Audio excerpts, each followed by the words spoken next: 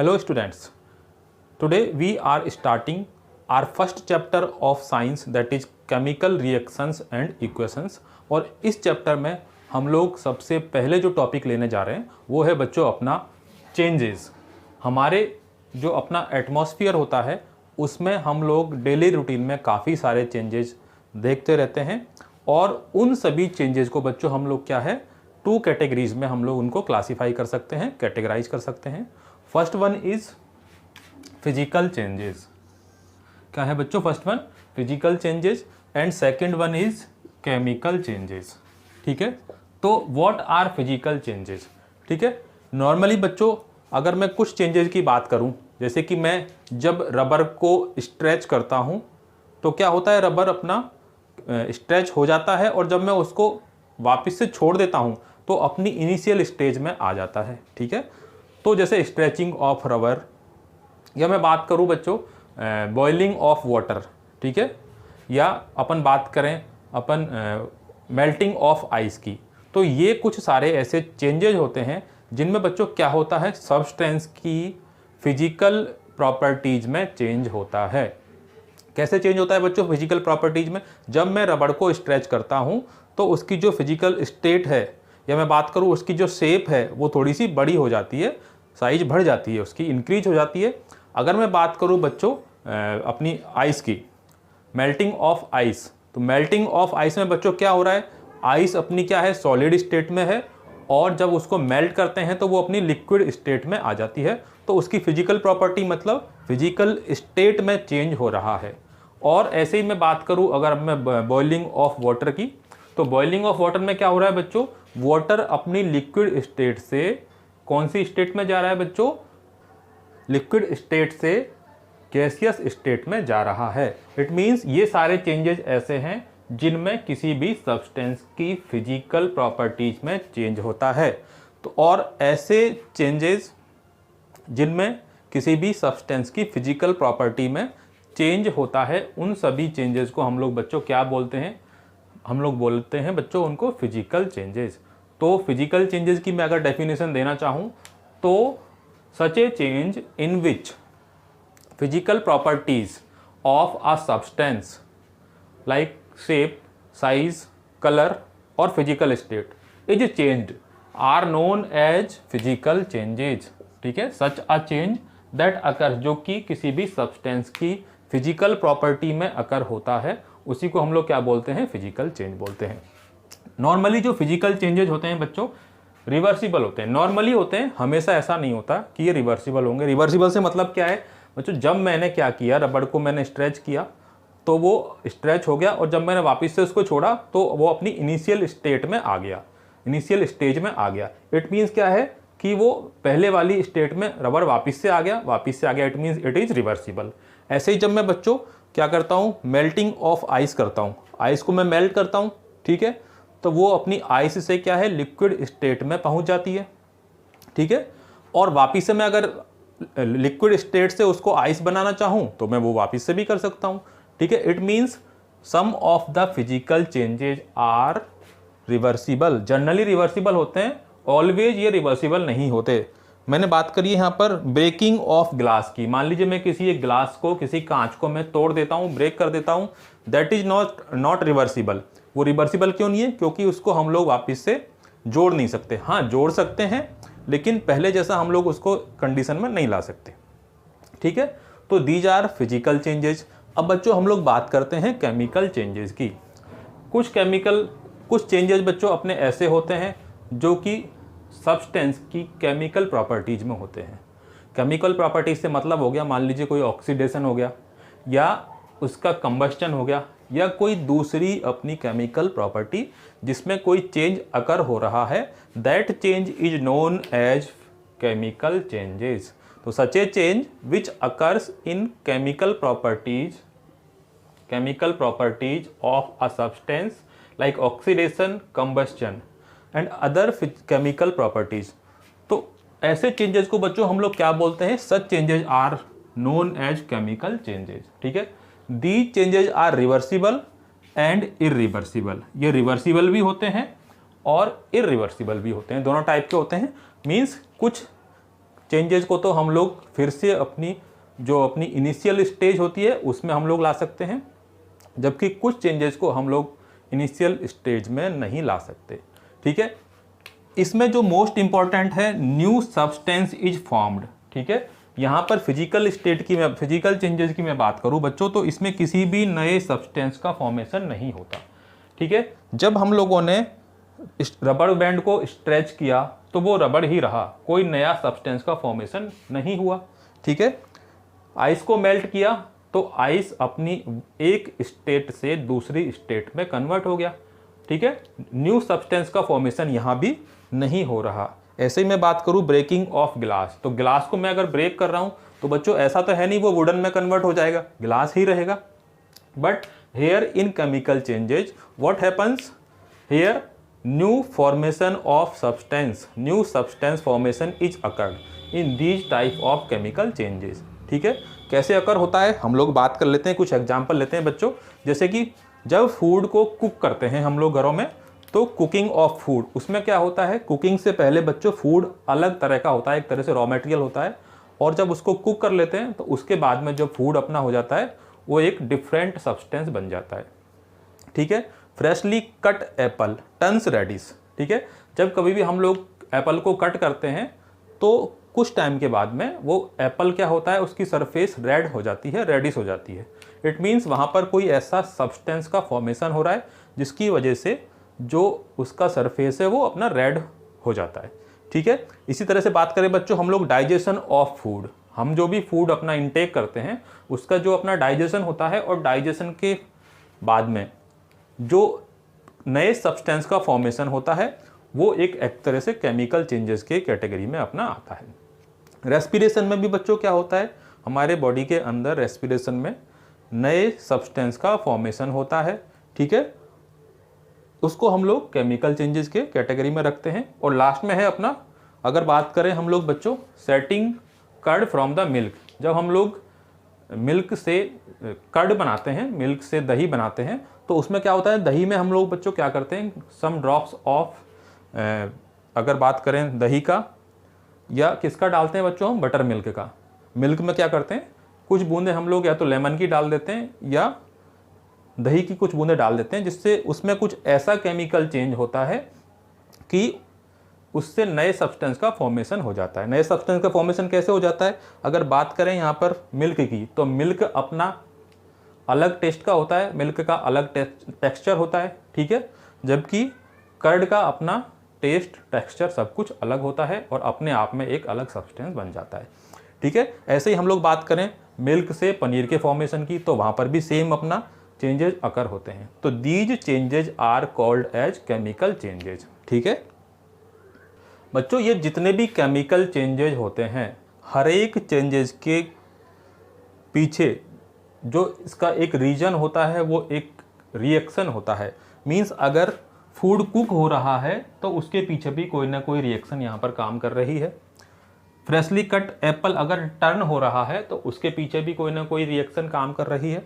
हर एक chemical change, ठीक है, का जो रीजन होता है वो अपना क्या होता है बच्चों, कोई ना कोई एक रिएक्शन होती है, and that reaction is known as chemical reaction. Chemical, ठीक है, तो मैं बोल सकता हूं बच्चों every chemical change is accompanied by a reaction and that reaction is known as chemical reaction. ठीक है, हर एक चेंज में, हर एक केमिकल चेंज में कोई ना कोई केमिकल रिएक्शन अकर हो रही है, कोई ना कोई रिएक्शन अकर हो रही है, और that reaction is known as chemical reaction. तो बच्चों अब हम लोग बात करते हैं अपने मेन टॉपिक की, and that is chemical reaction. तो सबसे पहले बच्चों हम लोग बात करते हैं what is a chemical reaction.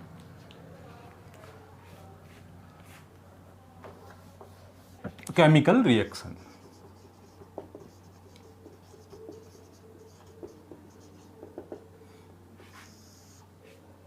ठीक है। तो बच्चों अगर मैं बात करूं, मान लीजिए मैं ले रहा हूं यहां पर कोई एक सब्सटेंस ले रहा हूं, ठीक है, ठीक है, ये कोई एक सब्सटेंस है ए, ठीक है, ये किसी दूसरे सब्सटेंस से मिलके किसी दूसरे सब्सटेंस के साथ में रिएक्ट करके एक थर्ड सब्सटेंस बना रहा है, दैट इज सी। ठीक है, ये क्या है बच्चों, A substance is here and second one is B substance is here, and these substance are reacting with each other and they are forming some new substance that is C substance. ठीक है, तो कोई भी ऐसा change, कोई भी ऐसा chemical change जिसमें वन और more than one substance combined with each other, ये आपस में बच्चों क्या हो रहे हैं, कंबाइंड हो रहे हैं and form a new substance, new substance का फॉर्मेशन ये यहाँ पर कर रहे हैं, and this new substance is totally different from old substance. ठीक है, जो ये नया सब्सटेंस है वो अपने जो ये पुराने सब्सटेंस हैं, ओल्ड सब्सटेंसेस हैं, इनसे बिल्कुल डिफरेंट है। इसकी जो प्रॉपर्टीज हैं वो टोटली डिफरेंट हैं अपने ओल्ड सब्सटेंस की प्रॉपर्टीज से, ओल्ड सब्सटेंस प्रॉपर्टीज। ठीक है, तो such a chemical change is known as chemical reaction. ठीक है, इसकी हम लोग डेफिनेशन देना चाहें केमिकल रिएक्शन की, तो क्या बच्चों डेफिनेशन हो जाएगी केमिकल रिएक्शन की? Chemical reaction can be defined as a chemical change in which one or more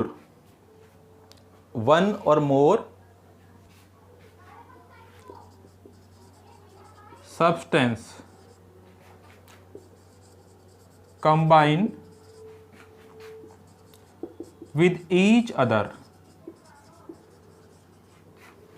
and form a new substance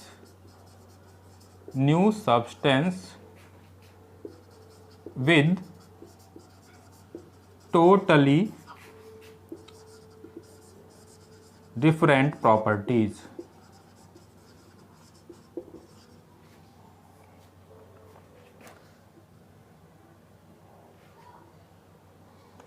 Is called chemical reaction.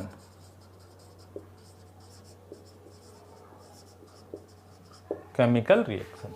ठीक है, तो ये अपना हो गया बच्चों केमिकल रिएक्शन का डेफिनेशन। कोई भी ऐसा केमिकल चेंज जिसमें वन और more than one substances are combining with each other and they are forming new substance with totally different properties. ठीक है, जो ये न्यू सब्सटेंस बनेगा इसका जो प्रॉपर्टीज होंगे those will be totally different from the old substances or the substances they are combining with each other. ठीक है, तो ये अपना हो गया केमिकल रिएक्शन का डेफिनेशन। अब इसका हम लोग एग्जांपल लेते हैं बच्चों, एक एग्जांपल हम लोग ले लेते हैं केमिकल रिएक्शन का।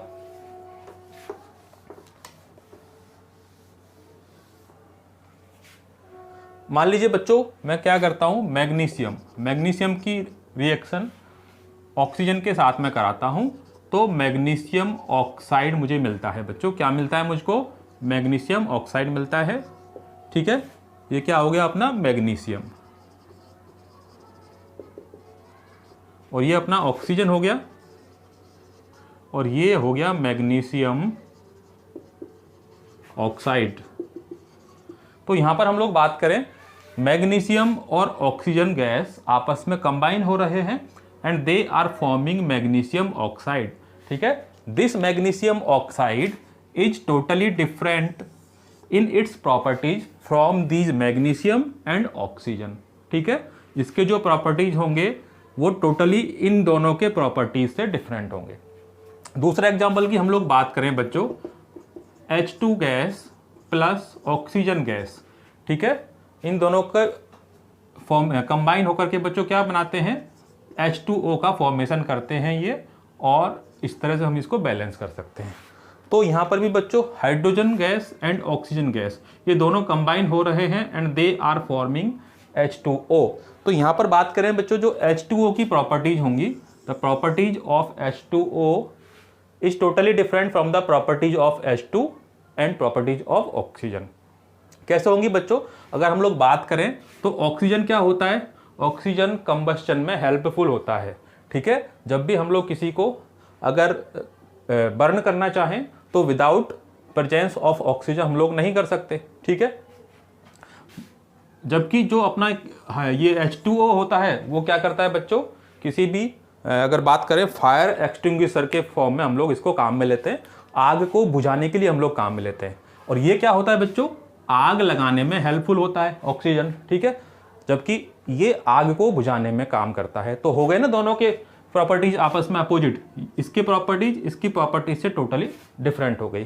तो जो भी नया सब्सटेंस का फॉर्मेशन होगा that will be totally different in its properties from the reacting और कंबाइनिंग सब्सटेंसेज। ठीक है, तो ये अपने हो गई केमिकल रिएक्शन और उसके एग्जाम्पल्स।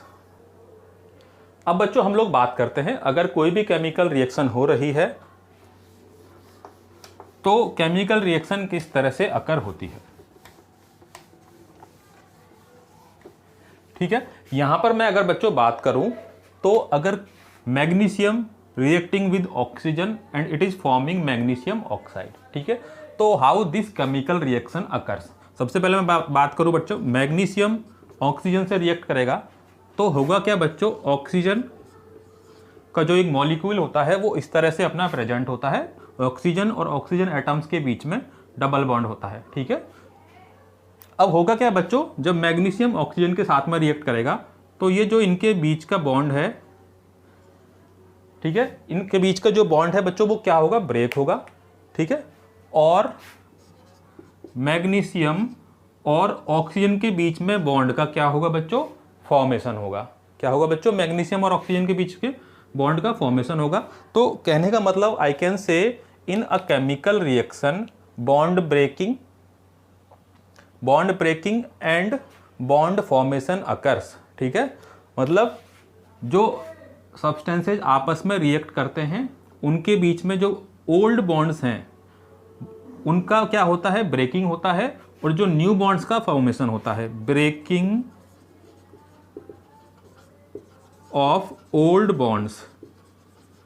ठीक है, and formation of new bonds. In every chemical reaction these bond breaking and bond formation occurs. ठीक है, हर एक केमिकल रिएक्शन में ये, क्योंकि अगर इन दोनों के बीच में ये बॉन्ड ब्रेक नहीं होगा तो मैग्नीशियम और ऑक्सीजन के बीच में बॉन्ड का फॉर्मेशन नहीं होगा, और जब तक इन दोनों के बीच में इस बॉन्ड का फॉर्मेशन नहीं होगा तो बच्चों क्या होगा? मैग्नीशियम ऑक्साइड का फॉर्मेशन नहीं हो पाएगा। बात आ रही है आप लोगों को समझ में? ठीक है, तो in each and every chemical reaction there is a bond breaking of old bonds and bond formation of new bonds. ठीक है, तो ये अपना होता है किसी भी केमिकल रिएक्शन में। अब हम लोग बच्चों बात करते हैं किसी भी केमिकल रिएक्शन में जो सब्सटेंस आपस में रिएक्ट करते हैं। मान लीजिए ये दोनों सब्सटेंस क्या हो रहे हैं बच्चों? आपस में रिएक्ट कर रहे हैं, आपस में कंबाइन कर रहे हैं। These substances are called as reactant. क्या बोला जाता है बच्चों? इनको रिएक्टेंट बोला जाता है। And the magnesium oxide which is forming here as the new substance is called as product. ठीक है बच्चों, इसको क्या बोला जाता है? इसको बोला जाता है प्रोडक्ट। ठीक है, तो जो सब्सटेंस आपस में कंबाइंड होते हैं उनको रिएक्टेंट बोलते हैं, और जो सब्सटेंस बनते हैं केमिकल रिएक्शन में न्यू सब्सटेंस, उनको क्या बोला जाता है बच्चों? उनको बोला जाता है अपना प्रोडक्ट्स। तो ये अपनी कुछ हो गई बच्चों केमिकल रिएक्शन की कुछ बेसिक्स हो गए। बच्चों ये जो रिएक्टेंट्स होते हैं ये कौन कौन हो सकते हैं बच्चों? दीज रिएक्टेंट्स में बी एटम्स, मॉलिक्यूल्स और आयंस। ये रिएक्टेंट्स और ये प्रोडक्ट्स ये एटम्स हो सकते हैं, मॉलिक्यूल्स हो सकते हैं और आयंस भी हो सकते हैं। तो ये था बच्चों अपना, सबसे पहले हम लोगों ने क्या देखा, इसमें चेंजेस किस तरह के होते हैं, 2 टाइप्स के चेंजेस होते हैं। और उसके बाद में केमिकल रिएक्शन का हम लोगों ने क्या देखा बच्चों? डेफिनेशन देखा, इसका इंट्रोडक्शन देखा। अगले वीडियो में हम लोग बात करेंगे बच्चों कि केमिकल रिएक्शन के क्या कैरेक्टरिस्टिक्स होते हैं अगर कहीं पर केमिकल रिएक्शन अकर हो रही है तो उसको कैसे हम लोग आइडेंटिफाई करेंगे कि यहाँ पर केमिकल रिएक्शन अकर हो रही है। ठीक है, मिलते हैं बच्चों नए वीडियो में, तब तक आप लोग पढ़ते रहिए और आगे बढ़ते रहिए।